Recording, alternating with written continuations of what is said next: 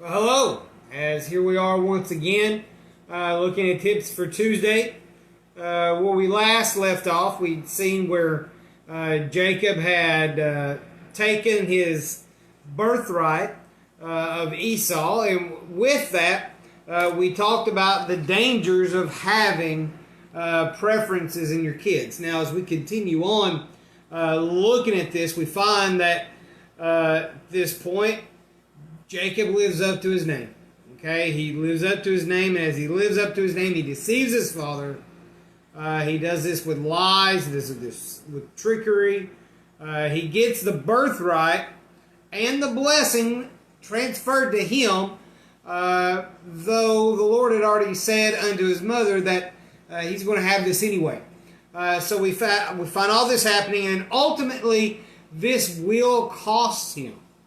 All right, we will see that once he leaves on this day or in this week, he'll never see his mother again. So we find that this beguilement, this trying to do it on your own, will ultimately cost you in the end. Now, as we look at that, we find verses 30 through 40 here in Genesis 27.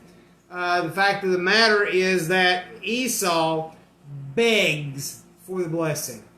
Blessing's already gone. And I find something poignant as I read verse 36. It says, he took away my birthright, and now he has taken away my blessing. This was the state that he was in. He seemingly has lost everything. And in doing so, what we find is that he had went from the point of detesting this blessing, detesting this birthright.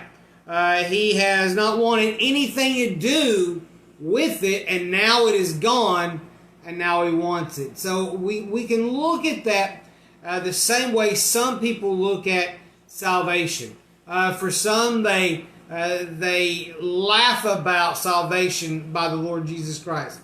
They seemingly are totally anti-Christ. And that's what John calls them in 1 John, that they are anti-Christ. And the danger in that is at some point, there's going to be a time where you have to answer for your actions. And that's where we find Esau at this point in time. But you find from there that, of course, Isaac tries to give him a blessing, tells him that he'll have to serve his brother, but at some point he'll get out from under it. But then verse 41, we find an evil rage that is built up in Esau, probably over time, that unleashes itself. He says there in verse 41, so Esau hated Jacob because of the blessing which his father blessed him, and Esau in his heart, the days of mourning for my father are at hand. Then will I kill my brother. So we find him in an evil rage. This is not one that is a child of God. This shows again why Malachi 1, 2, and 3 are there. For Jacob I love, for Esau I hated. He had a hatred. He had a demeaning spirit about him that the Lord doesn't like.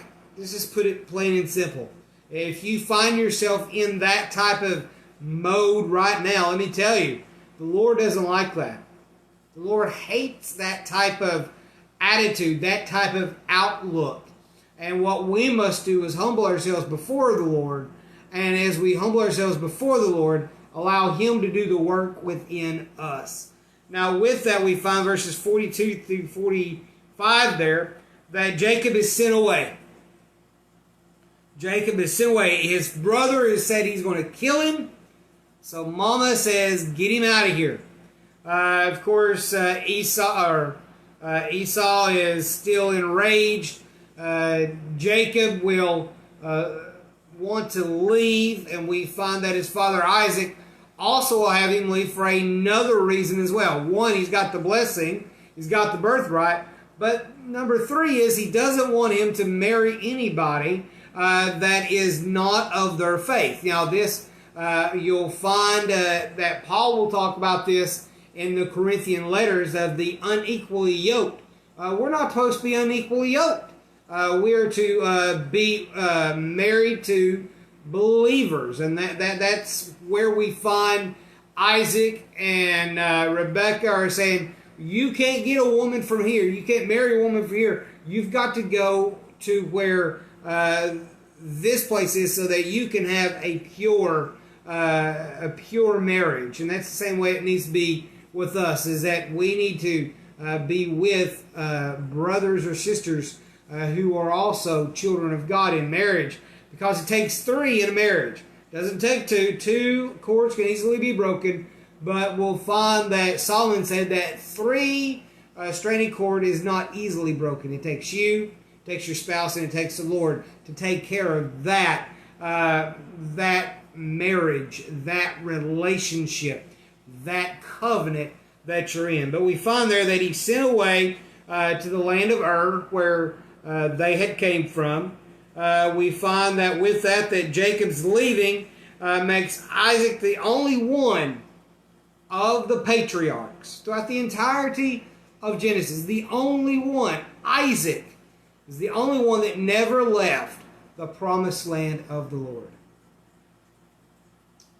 That in itself is something to say, that he was continually in the land. He was continually in the will of the Lord. Now, did he mess up many times? Yes, I know he did. Will you mess up sometimes? Yes, I know you will. Do I mess up sometimes? I bet you I did already today. But we find that in that Isaac stayed in the presence of the Lord. He didn't go to Egypt. He didn't go to Ur. He didn't go here. He didn't go there. He stayed where the Lord would have him be. And that's the type of life that we need to live as the children of God, to always be in the presence of the Lord. Now with that, we find that this really goes over in chapter 28. And what you find there is that Jacob is leaving. He makes Isaac the only one. But then we find in chapter 28 something sad that is said. It's said that Esau rebels. He's had this pent-up rage. He loses the birthright. He begins to have bitterness. He loses the blessing, and he cracks. And then he goes off in a rage and a total and complete rebellion.